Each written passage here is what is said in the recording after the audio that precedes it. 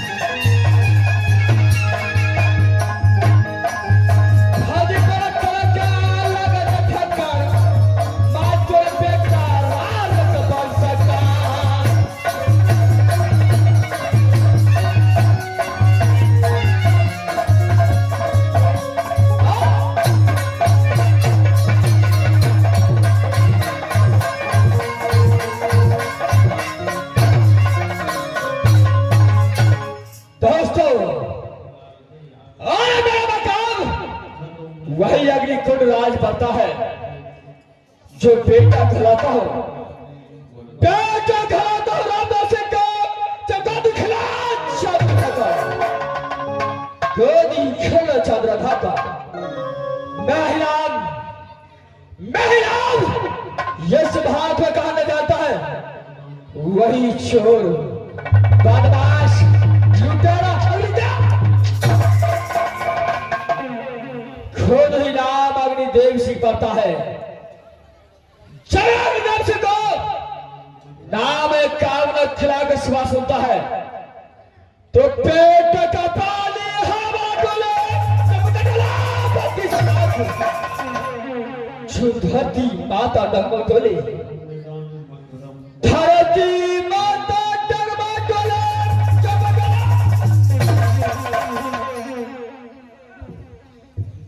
जब बच्चा रोता अपनी माँ की गोद में तब बच्चे की माँ बोलता है बेटा चुप हो जाओ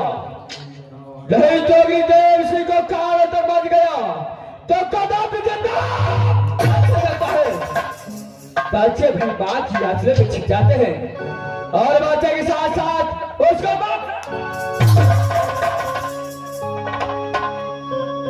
जिस तरीके से बादल में बिजली चमकता है वैसे अग्निदेव सिंह को चल रहा लेकिन न जाने कितनों दिनों से जितने दिनों से चंद्रहास अग्निदेव से का खून का प्यास तारे तारे पर लिखा है खाने वाला का नाम, तारा तारा पर लिखा है खाने वाला का नाम, गोली गोली पर लिखा है मरना।